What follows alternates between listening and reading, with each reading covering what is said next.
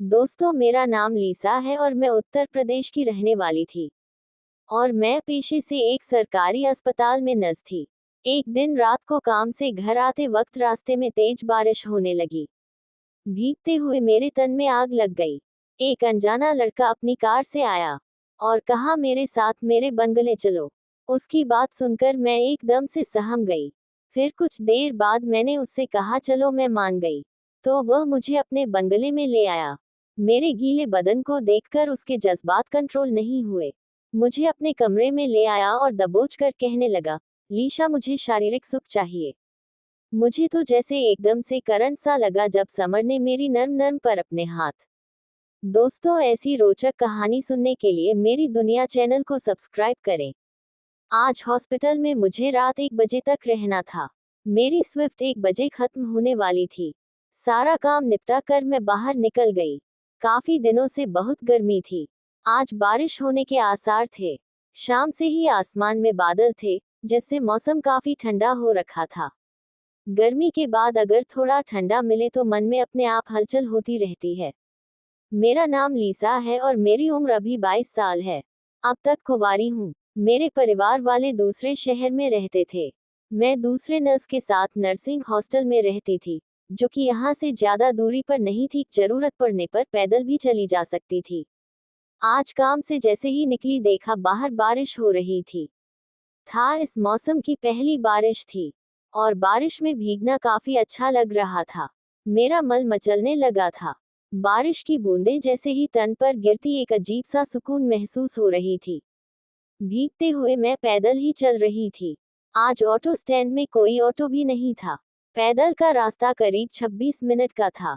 जिस कदर बारिश हो रही थी, रास्ते में भी पानी भर गया था। पर मेरे पास और कोई रास्ता नहीं था। आज पैदल ही जाना था। रास्ते में कोई भी नजर नहीं आ रहा था। मुझे बहुत घबराहट होने लगी।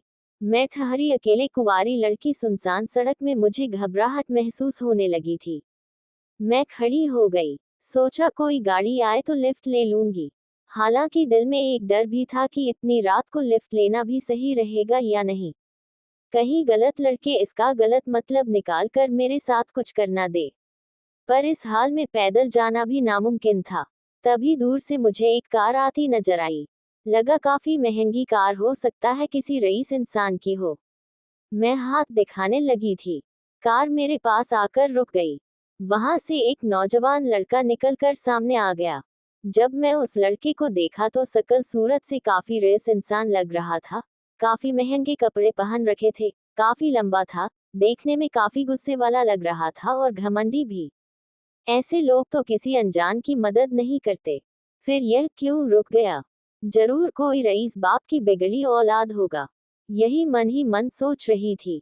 तब तक मेरे पास आ गया। कहने लगा, क्या बात है, यहाँ खड़ी खड़ी क्यों भीग रही हो? कड़कदार आवाज थी, जैसे मुझे ऑर्डर दे रहा था, जैसे इसके बाप की सड़क है, यहाँ भीगना मना है। मुझे बेहद गुस्सा आ गया। मैंने कहा, मुझे भीगने का शौक है, इसलिए रात को यहाँ खड़े खड़े भीग रही हूँ। वो भी पलट गुस्से से कहा, तुम पागल हो गया? मैंने कहा, नहीं, मैं पागल नहीं हूँ, नर्स हूँ। उसने कहा, नर्स हो तो हॉस्पिटल में रहो, यहाँ क्यों भीग रही हो खड़े खड़े? मुझे गुस्सा आ गया। उसके करीब चली गई। कहने लगी, तुम्हारी प्रॉब्लम क्या है? तुम्हारी सड़क तो है नहीं, नहीं तुम्हारी प्रॉपर्टी पर खड़ी हूँ। जो तुम मुझे बातें सुना रहे हो। मेरी शिफ्ट 1 बजे खत्म हुई है। कोई ऑटो नहीं मिल रही।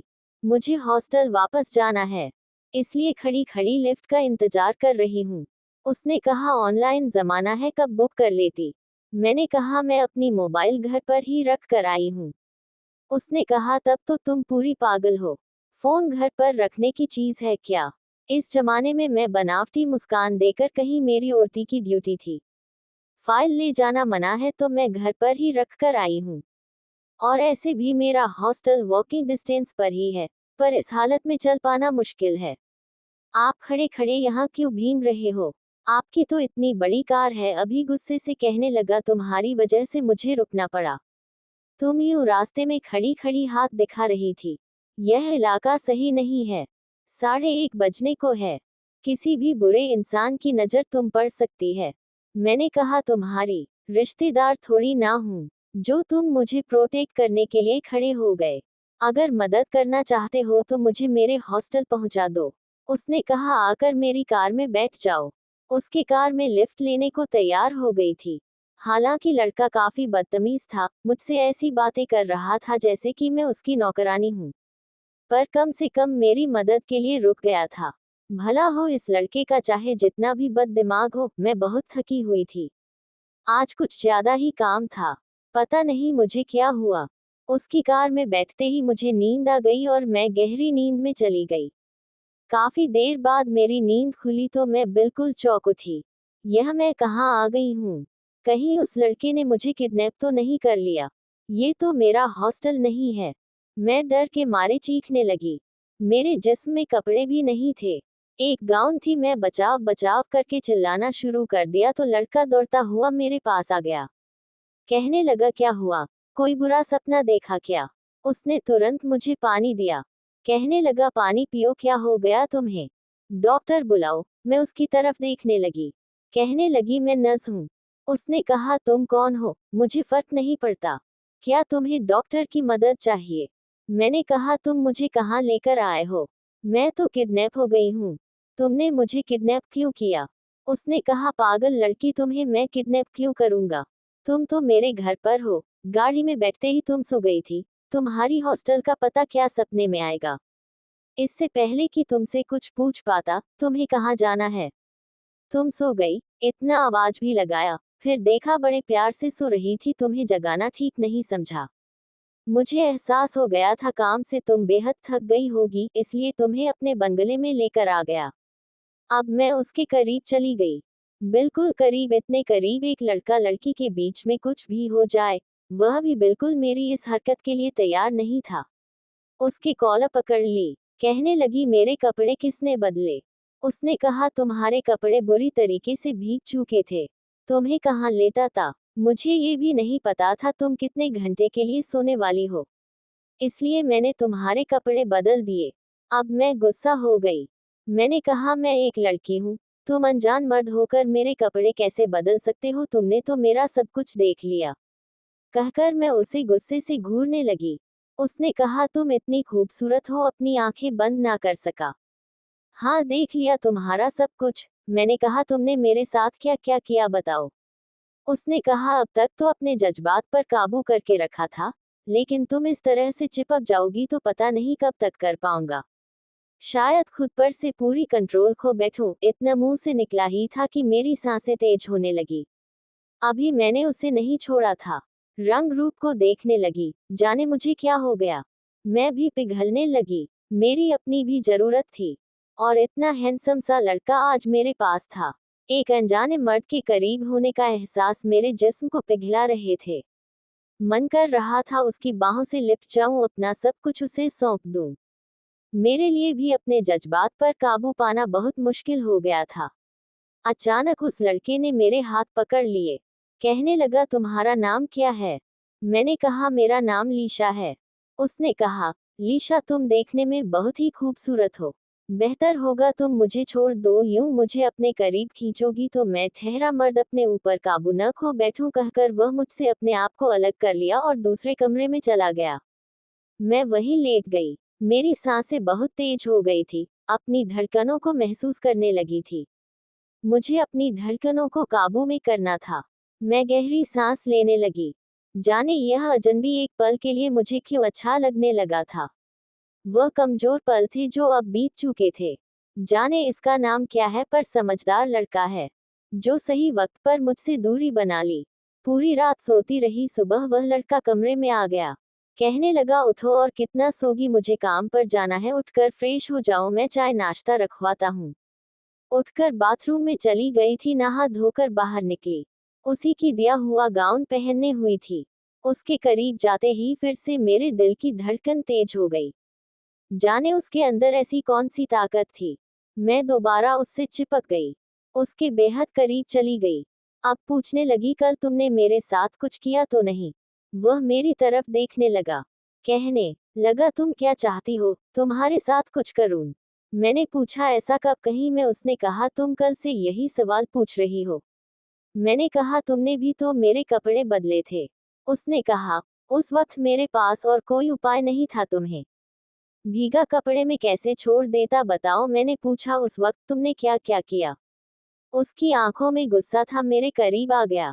कहने लगा, कैसे बताऊं, बताओ, करके दिखाओ क्या। फिर से चलो दोबारा वही करते हैं। आज तुम्हें तुम्हारे कपड़े वापस पहना देता हूं और बता भी देता हूं तुम्हारे साथ कल क्या क्या किया था जब तुम प्यारी सी शक्ल बनाकर सो रही थी। मैंने कहा, दोबारा से करने की सोचना भी मत, तुम्हें इंजेक्शन लगा दूंगी। कहकर मैं उसकी आंखों में देखकर उसे डराने लगी थी। उसने मेरा हाथ पकड़ लिया। कहने लगा, मैं तुमसे नहीं डरता लीशा, तुम शायद नहीं जानती मैं कौन हूँ। मैंने कहा, तुम बताओगे नहीं तो मैं कैसे जानूंगी तुम कौन हो। हाँ, इतना पता लग चुका है, तुम बहुत ही घमंडी और अकड़ू इंसान हो। उसने कहा, मुझे घमंडी अकड़ू मत कहो, मैंने ही तुम्हें कल रात को लिफ्ट दी थी। मैंने कहा, तुम खुद ही आ गए थे। तुम खूबसूरत लड़की देखी नहीं कि पीछे पीछे आ गए। वो कहने लगा, तुम अपने आप को कोई खूबसूरत परी मत समझो। बहुत खूबसूरत लड़कियां मेरे पीछे घूमती रहती हैं। मेरा नाम समर है और मैं बेहद रईस इंसान हूँ। मैंने कहा, हाँ जाओ उनके पीछे, मुझे किया कहकर कमरे में आ गई। मेरे कपड़े समर ने सूखा रखे थे, मैं उसे पहनने लगी। अच्छे से तैयार होकर मैं निकलने लगी। जाने मेरे दिल में क्यों एक खाली कोना सा था। समर को छोड़कर जाने का मेरा जरा भी दिल नहीं कर रहा था, पर वह ठहरा अमीर आदमी। मैं बाहर निकल आई। मैंने कहा, अब मैं चलती हूँ, शाम की ड्यूटी है, तुम्हें शायद अभी ऑफिस जाना है। उसने कहा, मैं तुम्हें तुम्हारे हॉस्टल तक ड्रॉप कर दूंगा। वह मेरे साथ निकलने लगा। जैसे मैं उसकी कार में बैठी सोचने लगी, कल तो बैठते ही मैं सो गई थी। अगर ना सोई होती तो उस अमन के पास आने का मौका न मिलता। उसने मुझसे मेरे हॉस्टल का पता पूछा तो मैंने उसे बता दिया। उधर जाने ही लगा था, अचानक उसके पास किसी की कॉल आ गई। फोन पर काफी परेशान नजर आने लगा। फिर कहने लगा, लीशा मैं तुम्हें हॉस्टल नहीं छोड़ सकता, तुम्हें मेरे साथ चलना पड़ेगा। मैं उसकी ओर देखने लगी। कहने लगे, क्या हो गया। वो बोला, मेरी माँ अचानक बीमार हो गई है, हमने डॉक्टर को बुलाया है। पर तुम चलो, अगर सच में तुम चलो तो, वरना तुम्हारा कोई काम नहीं। क्या पता मुझ जैसे हैंडसम लड़के को देखकर अपनी झूठी प्रोफेशनल ना बताए हो। मैंने उसे हल्के से मारते हुए कहा, झूठी प्रोफेशनल क्यों बताऊंगी, मैं हॉस्पिटल में काम करती हूँ। मैं उसके साथ उसके घर पर आ गई थी। इस बंगले में शायद उसके पेरेंट्स रहते थे। बहुत ही बड़ा बंगला था। उसकी माँ के पास डॉक्टर भी पहुंच चुके थे। उसकी माँ समर की तरफ देखने लगी, फिर मेरी तरफ देखी। समर उसकी माँ के पास चला गया। माँ पूछने लगी, बेटा ये कौन है। उसने कहा, माँ ये लीसा, यह नज है, मेरी दोस्त है, इसे मदद के लिए बुलाया हूँ। उसकी माँ समर की तरफ देखकर मुस्कुराने लगी।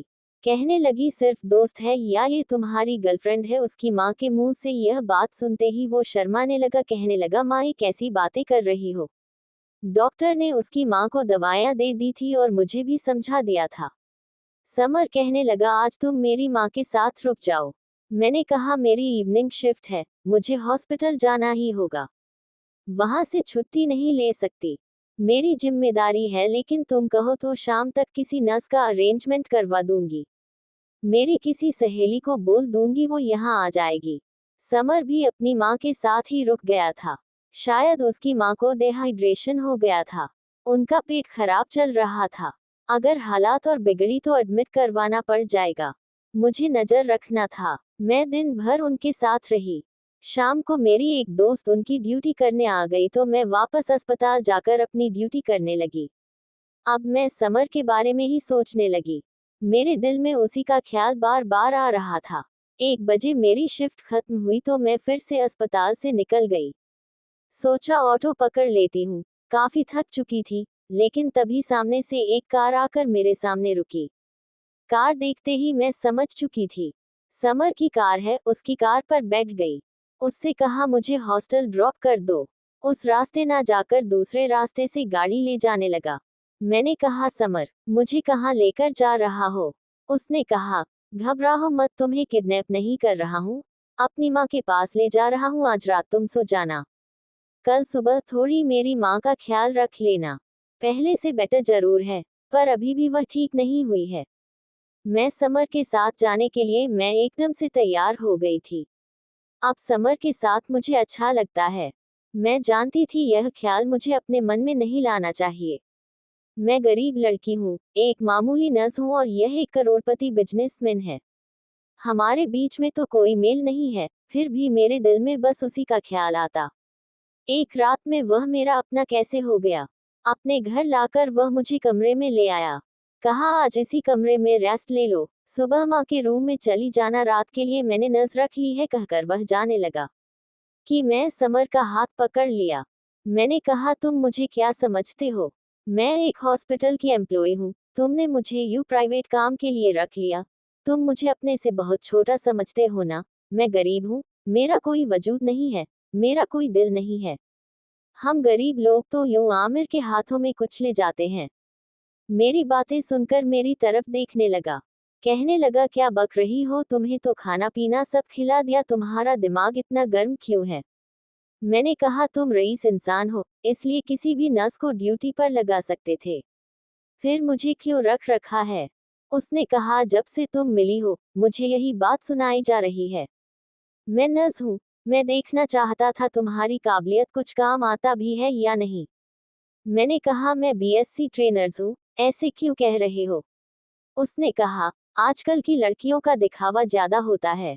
उसकी बात सुनकर मुझे बहुत गुस्सा आने लगा था। मुझे टेस्ट करने वाला ये होता कौन है? मुझे अपने घर पर ही नौकरानी बनाकर ले आया। गुस्से से उसका हाथ झपट दिया। सोने के लिए आ गई तो अचानक समर ने मुझे पीछे से पकड़ लिया। कहने लगा चलो डेमो दिखाता हूँ। मैं हैरत से उसकी ओर देखने लगी। कहने लगे किसका डेमो दिखाओगे? अपनी ओर खींचकर कहा कल तुम्हारे कपड़े कैसे बदला था, वह दिखाता हूँ। उसके बात सुनकर तू मेरी सांसें मानो रुक गई। मेरे दिल की धड़कन अचानक ही बढ़ने लगी। आंखें छोटी करके उसकी ओर देखने लगी। वो मेरे पास आ गया। मैंने ने कहा तुम्हें कुछ करने की जरूरत नहीं है, कमरे से बाहर निकलो। उसने कहा तुम ऐसे गुस्से वाली लड़की बचपन से ही हो क्या? मैं उसे पीछे धकेलने लगी तो उसने कसकर मुझे अपनी बाहों में खींच लिया। मेरी तरफ देखकर कहने लगा बहुत खूबसूरत हो। उस दिन उस हाल में देखकर अपना दिल हार बैठा था। तुम्हें कोई नौकरानी की हैसियत से अपने घर नहीं लाया, बल्कि सोचा था शायद अपने काम से मेरी माँ को इम्प्रेस कर सको। मैंने कहा माँ को इम्प्रेस किया? मुस्कुराता हुआ कहा कि इस घर की बहू नहीं बनना क्या? उसकी बात सुनकर मेरे चेहरे पर मुस्कान आ गई। उसे प्यार से मारते हुए कहा तुम कैसी बातें कर रहे हो? समर ने बड़े प्यार से मेरी गाल में हाथ रख दिया। कहने लगा तुमसे प्यार करने लगा हूँ, जी नहीं सकता तुम्हारे बिना, शादी करोगी? इस अकड़ों के साथ मैं हंसने लगी और कसकर उसके बाहों से लिपट गई और कहा मैं तुम्हारे साथ शादी करने को तैयार हूँ। आज तक कभी किसी को देखकर मेरे अंदर या फीलिंग्स नहीं आई जैसे तुम्हें देखते ही आई थी। अब मेरा भी पहली नजर का ही प्यार है और ऐसे मैं और सर्व हमेशा के लिए एक हो गए। एक पल भी उससे जुदा नहीं होना चाहती थी, इसलिए अपने हॉस्टल से उसके घर पर ही शिफ्ट हो गई थी। कैसी लगी मेरी और समर की प्रेम कहानी दोस्तों? अगर कहानी दिल से पसंद आई हो तो वीडियो को लाइक और चैनल को सब्सक्राइब जरूर करें, जरूर से करें। आपके एक लाइक से हमें बहुत ही ज्यादा मोटिव मिलता है ऐसी कहानियां बनाने के लिए। Thanks for watching.